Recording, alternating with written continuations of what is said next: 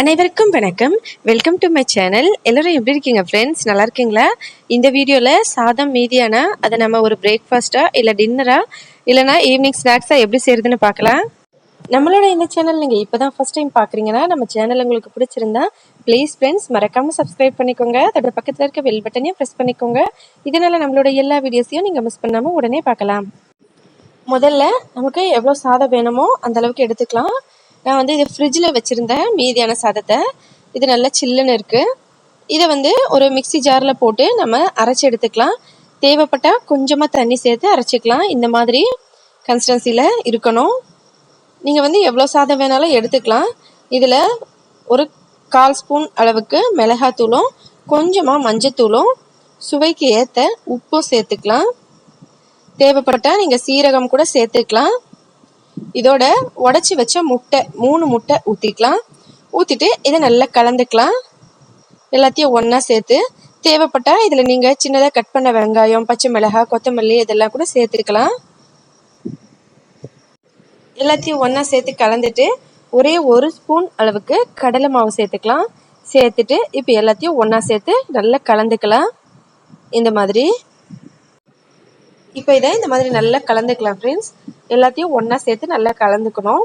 சாதமும் முட்டை இந்த கடலை மாவெல்லாம் ஒன்றா சேர்ந்து வரணும். அதுக்கப்புறம் மதியானம் இந்த பொரியல் கொஞ்சம் எடுத்து வச்சுருக்கேன். இது ஆப்ஷனல் தான். பொரியல் நீங்கள் தேவைப்பட்டால் எடுத்துக்கலாம், இல்லைன்னா வேண்டாம். இப்போ நமக்கு மாவு ரெடி ஆகிடுச்சு.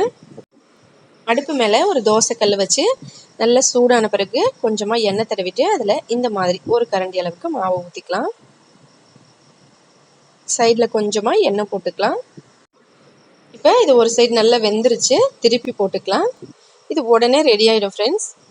இந்த மாதிரி திருப்பி போட்டு 2 சைடும் நமக்கு கொஞ்சமாக கலர் சேஞ்ச் ஆகி வர மாதிரி நம்ம வேக வச்சுக்கிட்டோம். நம்ம ஆம்லேட் எப்படி செய்வோமோ அதே போல தான் நம்ம சாதத்தை வச்சு ஆம்லேட் செஞ்சுருக்கோம்.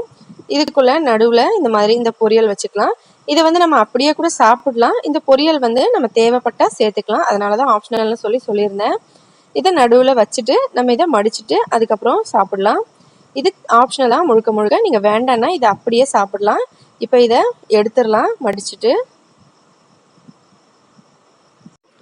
அவ்வளோதான் ஃப்ரெண்ட்ஸ். இது 2 பக்கமும் வெந்துருச்சு. நம்ம இதை எடுத்துடலாம். ரொம்பவே சூப்பராக இது ரெடி ஆகிடுச்சு. இந்த மாதிரி வெறுமனை கூட நம்ம ஊற்றிக்கலாம், அப்படியே சாப்பிடலாம். ஒரு வேளை பொரியல் இல்லைன்னா நீங்கள் இந்த மாதிரியும் செஞ்சுக்கலாம். இது நான்ஸ்டிக் பேனில் தான் செஞ்சால் வருமா அப்படின்னு சொல்லி உங்களுக்கு சந்தேகம் வரக்கூடாதுனால தான் நான் இரும்பு கல்லில் உங்களுக்கு செஞ்சு காட்டுறேன். நீங்கள் இதை எந்த கல்லில் வேணாலும் செய்யலாம். இது ரொம்பவே சூப்பராக வந்துடும் ஃப்ரெண்ட்ஸ்.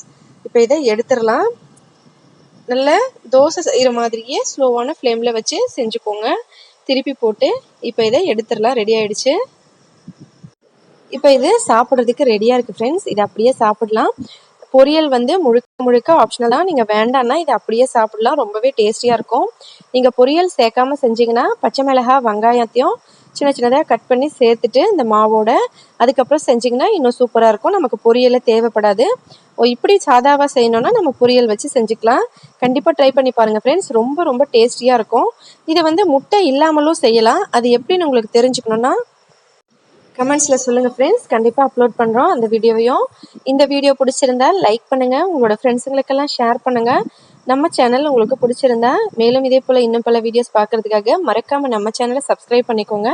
ஏதாவது டவுட்னா கமெண்ட்டில் சொல்லுங்கள். ஹெல்த்தியான சமையலாக வீட்லேயே சமைச்சு சாப்பிட்டு ஹெல்த்தியாகவும் சந்தோஷமாக இருங்க. நன்றி, வணக்கம்.